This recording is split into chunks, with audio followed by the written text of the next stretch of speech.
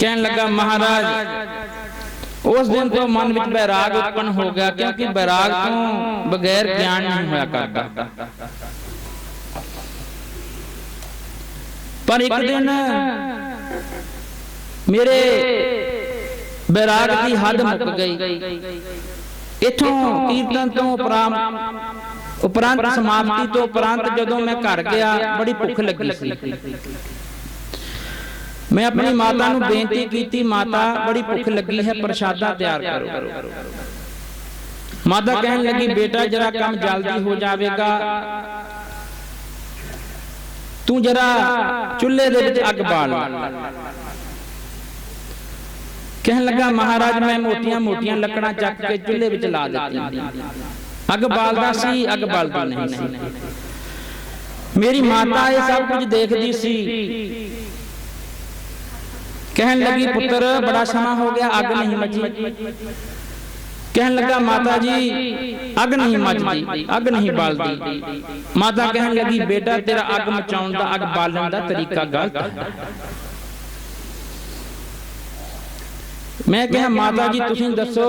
कहने लगी बेटा ये जो मोटियां लकड़ां हुंदियां ने इन्हां नूं अग पहला नहीं पिया करदा,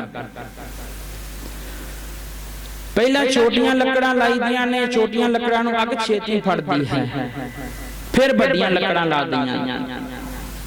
कहने लगा महाराज उस दिन तो मेरे मन विच ये दृढ़ हो गया, ओए मना काल जो सारियां दे सिर ते कूकदा है, मता ये ना हो जाए कि तू सोचदा है कि बड़ी उम्र दे पहला जान के किते तैनूं ही पहला काल ना चबा लवे, तू काल दी चबीनी पहला ना बन जावें, क्योंकि उसने बच्चा नहीं देखना, बुढ़ा नहीं देखना।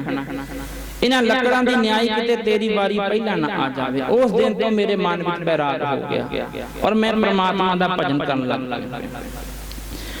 महाराज कहने लगे भाई काका तू तां गल्लां बड़ियां बुढ़ियां वालियां बजुर्गां वालियां करदा। उस बच्चे का नाम सी बूढ़ा। महाराज ने कृपा करके उसका नाम रखिया बाबा बुढ़ा साहब, जो साडे सिख इतिहास दे विच 125 साल की उम्र भोग के शरीरक तौर पर इस संसार तो गए।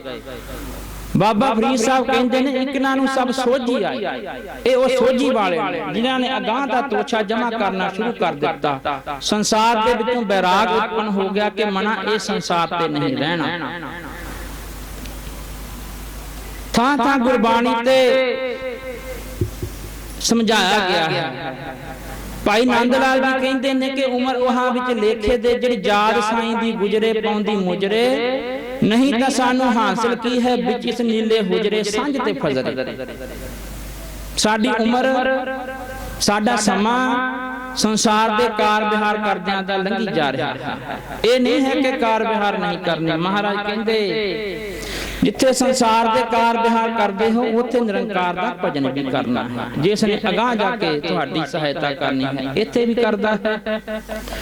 उम्र वहां विच लेखे दे जिहड़ी याद साईं दी गुजरे। सतगुरु गुरु गरीब निवाज धन गुरु नानक देव जी महाराज क्योंकि संसार दे उद्धार वास्ते आए, भुलियां होईयां रूहां नूं परमेश्वर दे नाल जोड़न लई आए। महाराज एक नगर जाते ने, बाहर बाहर शमशान घाट है, मुर्द घाट भी कह देंदे ने, उत्थे महाराज अपना आसन करते हैं। भाई मर्दाना जी नाल हजूर बैठे।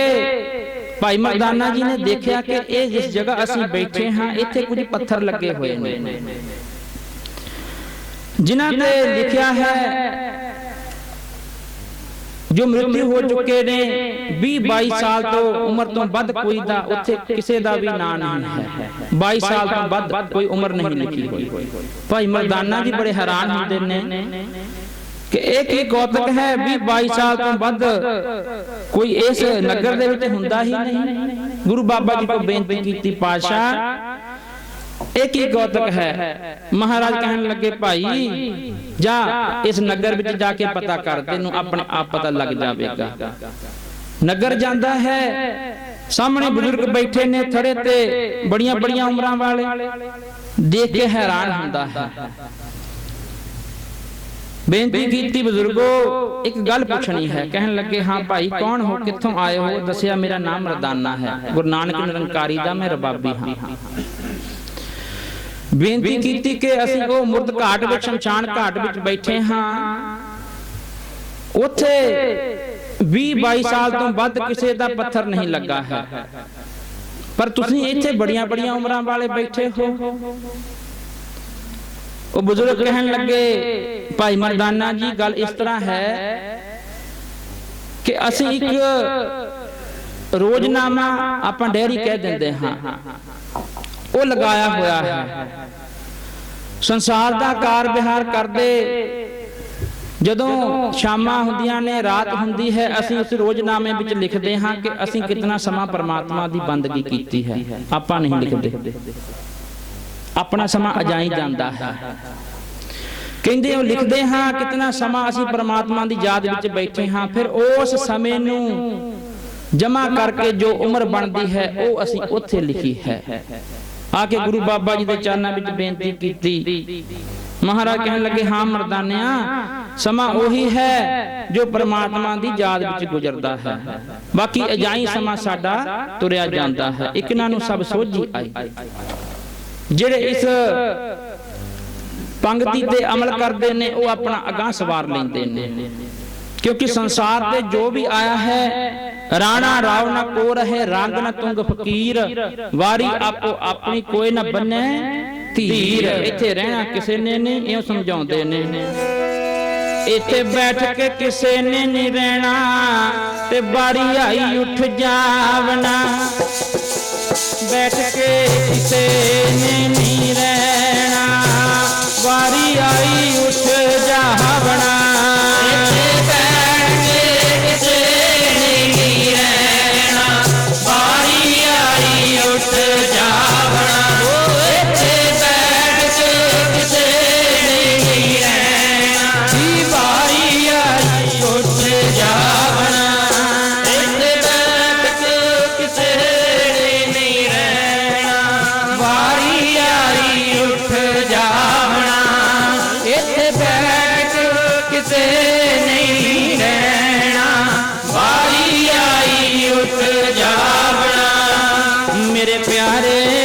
ਜਦੋਂ ਵਾਰੀ ਆਈ ਉੱਠ ਜਾਵਣਾ, ਮੇਰੇ ਪਿਆਰੇ ਵਾਰੀ ਮੇਰੇ ਪਿਆਰੇ ਜੀ ਵਾਰੀ ਆਈ ਉੱਠ ਜਾਵਣਾ।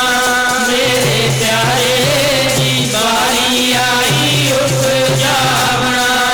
ਮੇਰੇ ਪਿਆਰੇ ਜੀ ਵਾਰੀ ਆਈ ਉੱਠ ਜਾਵਣਾ। ਮੇਰੇ ਪਿਆਰੇ ਜੀ ਵਾਰੀ ਆਈ ਉੱਠ ਜਾਵਣਾ। ਇੱਥੇ ਬੈਠ ਕੇ ਕਿਸੇ ਨੇ ਨਹੀਂ ਰਹਿਣਾ, ਕਿਸੇ ਨੇ ਨਹੀਂ ਰਹਿਣਾ, ਵਾਰੀ ਆਈ ਉੱਠ ਜਾਵਣਾ ਜੀ। ਇੱਥੇ ਬੈਠ ਕੇ ਕਿਸੇ ਨੇ ਨਹੀਂ ਰਹਿਣਾ, ਇਹ ਵਾਰੀ ਆਈ ਉੱਠ ਜਾਵਣਾ। ਇੱਥੇ ਬੈਠ ਕੇ ਕਿਸੇ ਨੇ ਨਹੀਂ ਰਹਿਣਾ, ਵਾਰੀ ਆਈ ਉੱਠ ਜਾਵਣਾ। ਇੱਥੇ ਬੈਠ ਕੇ ਕਿਸੇ ਨੇ ਨਹੀਂ ਰਹਿਣਾ, ਵਾਰੀ ਆਈ ਉੱਠ ਜਾਵਣਾ। ਤੇ ਬੈਠ ਕਿਸੇ ਨੇ ਨਹੀਂ ਰਹਿਣਾ, ਵਾਰੀ ਆਈ ਉੱਠ ਜਾਵਣਾ। ਇੱਥੇ ਬੈਠ ਕਿਸੇ ਨੇ ਨਹੀਂ ਰਹਿਣਾ, ਵਾਰੀ ਆਈ ਉੱਠ ਜਾਵਣਾ। ਹਾਂ ਰਾਣਾ ਰਾਉ ਨਾ ਕੋ ਰਹਿ, ਰੰਗ ਨਾ ਸੰਗ ਫਕੀਰ, ਵਾਰੀ ਆਪੋ ਆਪਣੀ ਕੋਈ ਨਾ ਬੰਨੇ ਤੀਰ। ਆਪੋ ਆਪਣੀ ਵਾਰੀ ਅਨੁਸਾਰ ਸਾਰਿਆਂ ਨੇ ਚਲੇ ਜਾਣਾ ਹੈ, ਪਰ ਉਮਰ ਉਹਨਾਂ ਵਿੱਚ ਲਿਖੇ ਦੇ ਜਿਹੜੀ ਯਾਦ ਸਾਈਂ ਦੀ ਗੁਜ਼ਰੇ। ਬਾਬਾ ਫਰੀਦ ਜੀ ਕਹਿੰਦੇ ਨੇ ਕਿ ਅਮਲ ਜੇ ਕੀਤਿਆਂ ਦੁਨੀ ਵਿੱਚ ਸੇ ਦਰਗਾਹ ਉਗਾਹ। ਜੋ ਇਹ ਸੰਸਾਰ ਤੇ ਆ ਕੇ ਚੰਗੇ ਅਮਲ, ਚੰਗੇ ਕਾਰਜ ਅਸੀਂ ਕਰਦੇ ਹਾਂ, ਉਹ ਦਰਗਾਹ ਦੇ ਵਿੱਚ ਸਹਾਈ ਹੁੰਦੇ ਨੇ। ਚੰਗੇ ਅਮਲ ਕਿਹੜੇ ਨੇ? ਕਿਸੇ ਗਰੀਬ ਤੇ ਦਇਆ ਕਰਨਾ, कोई बीमार है उसकी जथा जोग वित अनुसार उसकी सेवा करनी। भुखे नूं प्रसादा छकाउणा, रज्जिਆਂ ਨੂੰ ਤਾਂ ਆਪਾਂ ਸਾਰੇ ही छकाउंदे हां। अपनी वित अनुसार चंगे कर्म करने, इस संसार ते आके किसी का भला करना, वो फिर गां दरगाह में सहाई हुंदा है। पर बहुते ऐसे ने जो अपनी जोर अजमाइश इस संसार ते करते हैं। भगत नामदेव जी महाराज, क्योंकि दास स्टैप बाय स्टैप इस संसार दीयां गल्लां आप जी दे नाल साझियां करदा है, पर अखीर च जाके निरंकार ते गल मुकनी है। क्योंकि साडा सुभाव है ਅਸੀਂ ਜ਼ਿਆਦਾ ਸੰਸਾਰ ਨੂੰ ਤਰਜੀਹ ਦਿੰਦੇ ਹਾਂ। ऐसे ਬਹੁਤੇ ਮਿਲ ਜਾਂਦੇ ਨੇ ਸੰਸਾਰ ਤੇ ਆ ਕੇ ਆਪਣਾ ਬਲ ਅਜਮਾਇਸ਼ ਕਰਦੇ ਨੇ, ਆਪਣੇ ਅਹੁਦਿਆਂ ਦਾ ਜ਼ੋਰ ਅਜਮਾਇਸ਼ ਹੁੰਦੀ ਹੈ। ਭਗਤ ਨਾਮਦੇਵ ਜੀ ਮਹਾਰਾਜ ਰਹਿੰਦੇ ਨੇ ਆਪਣੀ ਕੁਟੀਆ ਦੇ ਵਿੱਚ, ਜਿਸ ਦਾ ਨਾਮ ਹੈ ਰਾਮ ਕੁਟੀਆ, ਜਿੱਥੇ ਬੈਠ ਕੇ ਪ੍ਰਮਾਤਮਾ ਦਾ ਭਜਨ ਕਰਦੇ ਨੇ, ਸਿਮਰਨ ਕਰਦੇ ਨੇ। एक दिन मौज आई, क्योंकि जो महापुरख होया करते हैं इस संसार के उधार वास्ते संसार ते आया करते हैं। इन्हां दा अपना कोई हित नहीं होया करता। संसार के भले वास्ते मौज आई, अपनी कुटिया छड़ के चले जाते हैं, क्योंकि इन्हां नूं जंगम तीर्थ कहा है। एक जड़ तीर्थ होया करता है जिथे आपां नूं चल के जाना पैंदा है। जितने धार्मिक स्थान ने एक जंगम तीर्थ हुंदे ने, वो साधु होया करते हैं जो घर घर जाके तारदे ने, मौज विच चल पैंदे ने। संसार के भले वास्ते काफी समा लग जाता है। इतने नूं इस एक धनाड़ राजा शाहूकार कह लो, जिसने अपना महल बनाना सी, हुण आपां कोठी दा नाम दिंदे हां, महल बनाना सी बड़ा आलीशान, उसनूं वो जगह पसंद आ जाती है जिथे बाबा नामदेव जी दी राम कुटिया सी।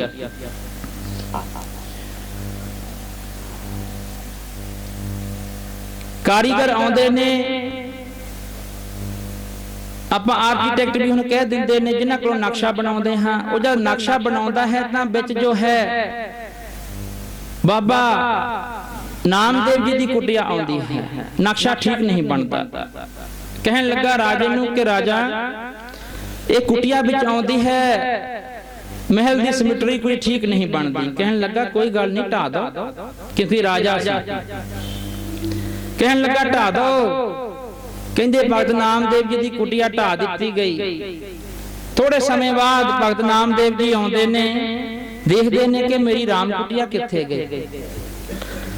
दसन वाले दसिया के फलाना फलाना राजा महल बना रहा है, उन्हें तेरी राम कुटिया ढा दी है। भगत नामदेव जी जांदे, कहन लगे राजा ए तू क्यों कीता? ओ तू ता मंदिर बना ले राजा अपने, ताकि मेरी राम कुटिया मंदिर बना ले राजा अपने, ताकि मेरी राम कुटिया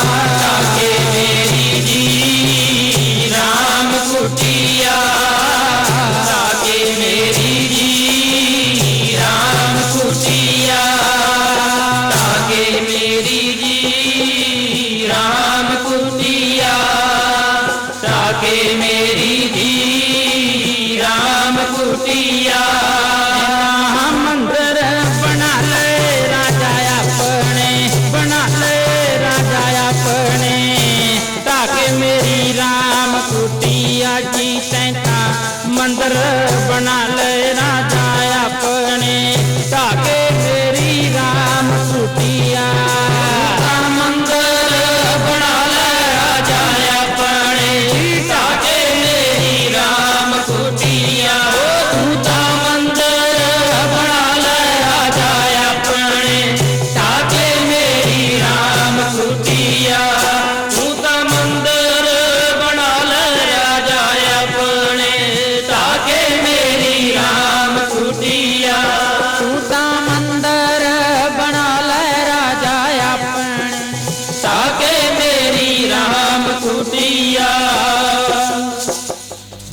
ਅਮਲ ਸੰਸਾਰ ਦੇ ਵਿੱਚ ਭਲਾ ਕਰਨਾ, ਪਰ ਆਪਣੇ ਅਹੁਦੇ ਦਾ ਗਲਤ ਇਸਤੇਮਾਲ ਕੀਤਾ। ਕਹਿਣ ਲੱਗੇ ਰਾਜਨ ਤੂੰ ਮੇਰੀ ਰਾਮ ਕੁਟੀਆ ਢਾ ਕੇ ਆਪਣੇ ਮਹਿਲ ਉਸਾਰ ਲੈ, ਮੈਂ ਉੱਥੇ ਭਜਨ ਕਰਦਾ ਸੀ, ਪਰਮਾਤਮਾ ਦੀ ਬੰਦਗੀ ਕਰਦਾ ਸੀ। ਕਹਿਣ ਲੱਗਾ ਹਾਂ ਢਾ ਦਿੱਤਾ, ਕੀ ਕਰ ਲਵੇਂਗਾ? ਭਗਤ ਨਾਮਦੇਵ ਜੀ ਕਹਿਣ ਲੱਗੇ ਰਾਜਨ ਕਰਨਾ ਤਾਂ ਮੈਂ ਕੁਝ ਨਹੀਂ ਹੈ, ਕਿਉਂਕਿ ਹਮਰਾ ਕਰਤਾ ਰਾਮ ਸਨੇਹੀ, ਸਾਡਾ ਤਾਂ ਜ਼ੋਰ ਪਰਮਾਤਮਾ ਤੱਕ ਹੀ ਹੈ, ਸਾਡੀ ਆਵਾਜ਼ ਤਾਂ ਉਹੀ ਸੁਣਦਾ ਹੈ। ਪਰ ਤੂੰ ਇਹ ਕਾਹਦਾ ਮਾਣ ਕਰਦਾ ਹੈ ਜਦ ਇਹ ਸੰਸਾਰ ਤੇ ਰਹਿਣਾ ਹੀ ਨਹੀਂ ਹੈ, ਫਿਰ ਕਿਸ ਗੱਲ ਦਾ ਇਹ ਬਾਤ ਵਿਵਾਦ ਹੈ? ਕਹਿਣ ਲੱਗਾ ਨਹੀਂ, ਮੈਂ ਆਪਣਾ ਮਹਿਲ ਬਣਾ ਲਿਆ ਹੈ, ਤੂੰ ਜੋ ਕਰਨਾ ਹੈ ਕਰ ਲੈ। ਉਹ ਕਹਿਣ ਲੱਗੇ ਭਾਈ ਇਹ ਕਿਸ ਗੱਲ ਦਾ ਮਾਣ ਹੈ, ਕਿਸ ਗੱਲ ਦਾ ਹੰਕਾਰ ਹੈ ਕਿ ਤੂੰ ਰਾਜਾ ਹੈ, ਅਮੀਰ ਹੈ, ਕਿਸ ਗੱਲ ਦਾ ਮਾਣ ਕਰਦਾ ਹੈ? ਉਸ ਨੂੰ ਸਮਝਾਉਂਦੇ ਨੇ। ਕਹਿਣ ਲੱਗੇ ਹਮਰਾ ਕਰਤਾ ਰਾਮ ਸਨੇਹੀ, ਕਾਹੇ ਰੇ ਨਰ ਗਰਭ ਕਰਤ ਹੈ, ਬਿਨ ਸਜਾਹੇ ਝੂਠੀ ਦੇਹੀ। ਕਹਿੰਦੇ ਕਿਹਦਾ ਹੰਕਾਰ ਕਰਦਾ? ਇਸ ਦੇਹ ਦਾ, ਜਿਸ ਵਿੱਚ 72 ਕਰੋੜ 72 ਲੱਖ 10,201 ਨਾੜੀ ਹੈ, ਹੱਡ ਮਾਸ ਨਾੜੀਆਂ ਦਾ ਪਿੰਜਰਾ ਹੈ, ਇਹਦਾ ਕਾਹਦਾ ਮਾਣ ਕਰਨਾ? ਇਉਂ ਦੱਸਦੇ ਸਮਝਾਉਂਦੇ ਨੇ ਉਸ ਨੂੰ। ਉਹ ਹੱਡ ਮਾਸ ਨਾੜੀਆਂ ਦਾ ਤੇਰਾ ਪਿੰਜਰਾ, ਜਿਹਦਾ ਮਨਾ ਮਾਣ ਕਰਦਾ, ਮਾਸ ਨਾੜੀਆਂ ਦਾ ਤੇਰਾ ਪਿੰਜਰਾ, ਜਿਹਦਾ ਮਨਾ ਮਾਣ ਕਰਦਾ। ਹੱਡ ਮਾਸ ਨਾੜੀਆਂ ਦਾ ਤੇਰਾ ਪਿੰਜਰਾ, ਜਿਹਦਾ ਮਨਾ ਮਾਣ ਕਰਦਾ। ਉਹ ਹੱਡ ਮਾਸ ਨਾੜੀਆਂ ਦਾ ਤੇਰਾ ਪਿੰਜਰਾ, ਜਿਹਦਾ ਮਨਾ ਮਾਣ ਕਰਦਾ। ਹੱਡ ਮਾਸ ਨਾੜੀਆਂ ਦਾ ਤੇਰਾ ਪਿੰਜਰਾ, ਜਿਹਦਾ ਮਨਾ ਮਾਣ ਕਰਦਾ। ਹੱਡ ਮਾਸ ਨਾੜੀਆਂ ਦਾ ਤੇਰਾ ਪਿੰਜਰਾ, ਜਿਹਦਾ ਮਨਾ ਮਾਣ ਕਰਦਾ। ਤੂੰ ਕਾਹਦਾ ਮਨਾਵੇ ਮਾਣ ਕਰਦਾ, ਕਾਹੇ ਮਨਾ ਤੂੰ ਮਾਣ ਕਰਦਾ। ਜਿਹਦਾ ਮਨਾਵੇ ਮਾਣ ਕਰਦਾ, ਜਿਹਦਾ ਮਨਾਵੇ ਮਾਣ ਕਰਦਾ। ਜਿਹਦਾ ਮਨਾ ਜੀ ਮਾਣ ਕਰਦਾ, ਜਿਹਦਾ ਮਨਾ ਜੀ ਮਾਣ ਕਰਦਾ। ਹੱਡ ਮਾਸ ਨਾੜੀਆਂ ਦਾ ਤੇਰਾ ਪਿੰਜਰਾ, ਜਿਹਦਾ ਮਾਣ ਕਰਦਾ। ਹੱਡ ਮਾਸ ਨਾੜੀਆਂ ਦਾ ਤੇਰਾ ਪਿੰਜਰਾ, ਜਿਹਦਾ ਮਾਣ ਕਰਦਾ। ਹੱਡ ਮਾਸ ਨਾੜੀਆਂ ਦਾ ਤੇਰਾ ਪਿੰਜਰਾ, ਜਿਹਦਾ ਮਾਣ ਕਰਦਾ। जल की भीत पवन का भंबा, रक्त बूंद का गारा, हाड़ मास नाड़ी को पिंजर, पंखी बसे बेचारा। प्राणी क्या तेरा क्या मेरा, जैसे तरबन पंख बसेरा। कादा मान करता है भाई? राज भागदा, निगाह मार पछाण जरा, तू तो छोटी जही रियासत का मालक है। कितने कितने रियासतां दे राजे होके चले गए। निगाह मार जरा द्वापर युग दे विच मेरी मेरी कैरों करते दुर्योधन से भाई, 12 जोजन छतर चले था देही गिरज न खाई। 12 जोजन राजे महाराजे जद वो आउंदा सी, दुर्योधन चक्रवर्ती राजा हिंदुस्तान दा 12 जोजन दे विच बैठे हुंदे सन, छतरियां तान के दुर्योधन ने लंघना है। कहंदे निगाह मार, उस तो वड्डा तां तू नहीं है। उसनूं समझाउंदे ने कि मेरी मेरी क्यों करदा है भाई, कैरों करते मेरी मेरी मेरी मेरी करते करते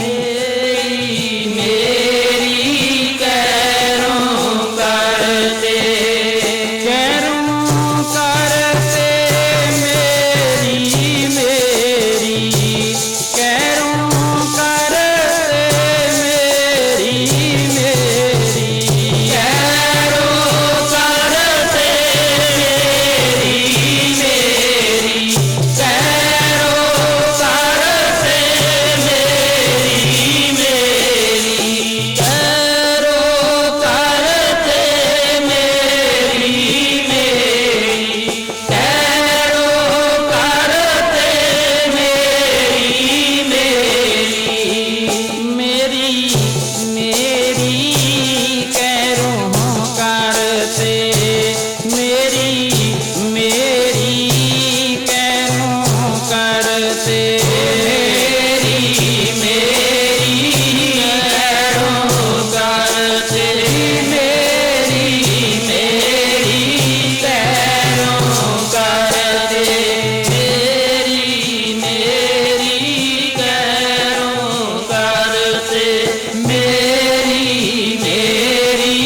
कैरों करते ਨਿਗਾਹ ਮਾਰ ਕਹਿੰਦੇ ਦੁਆਪਰ ਯੁੱਗ ਦੇ ਵਿੱਚ ਦੁਰਯੋਧਨ ਤੋਂ ਵੱਡਾ ਤਾਂ ਤੂੰ ਨਹੀਂ ਹੈ, ਮੇਰੀ ਮੇਰੀ ਕਰਦਾ ਇਹ ਸੰਸਾਰ ਤੋਂ ਚਲਿਆ ਗਿਆ। ਫਿਰ ਨਿਗਾਹ ਮਾਰ ਤ੍ਰੇਤੇ ਯੁੱਗ ਦੇ ਵਿੱਚ ਰਾਜੇ ਰਾਵਣ ਦਾ ਕੋਈ ਸਾਨੀ ਨਹੀਂ ਸੀ। ਆਪਾਂ ਜਾਣਦੇ ਹਾਂ ਬੜੇ ਬੜੇ ਦੇਵਤਾ ਜਿਸ ਦੇ ਅਧੀਨ ਸਨ, ਜਿਸ ਦੇ ਕਾਬੂ ਵਿੱਚ ਸਨ। ਇੱਥੋਂ ਤੱਕ ਵੀ ਸੁਣਿਆ ਹੈ ਕਿ ਕਾਲ ਜੀ ਦੇ ਪਾਵੇ ਦੇ ਨਾਲ ਬੱਧਾ ਸੀ। हजूर कहते ने सर्व सोने की लंका होती रावण से अधकाई, कहां भयो दर बांधे हाथी खिन में पई पराई। साध संगत जी लंका दा राजा 360 कोह दे विच बनी सी। भगवान विश्वकर्मा जिन्हां ने वो बनाई सी, कहन लगा देख इदू तां तू तकड़ा नहीं, अमीर नहीं है राजे तो वो भी ये संसार से नहीं रहा है। यूं समझाया है 1 लाख पूत 1.25 लाख नाती, तह रावण घर दिया ना पाती। दीवा बत्ती ना बले घर तेरे, पुत्रां दी फौज वालिया तीना भले घर तेरे, पुत्रां दी फौज वालिया तीना भले घर तेरे, पुत्रां दी फौज वालिया दीवा बत्ती ना भले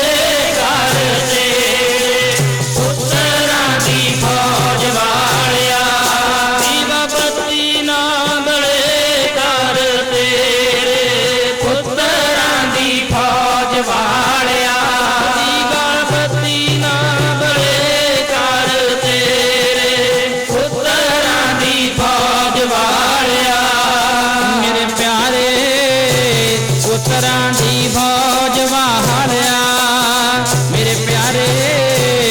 पुत्रां दी फौज वालिया मेरे प्यारे जी, पुत्रां दी फौज वालिया मेरे प्यारे जी, पुत्रां दी फौज वालिया मेरे प्यारे जी, पुत्रां दी फौज वालिया मेरे प्यारे जी, पुत्रां दी फौज वालिया। ओ दीवा बत्ती ना बले तेरे बड़े कर तेरे, पुत्रां दी फौज वालिया जी दीवा बत्ती ना बड़े कर तेरे, पुत्रां दी फौज वालिया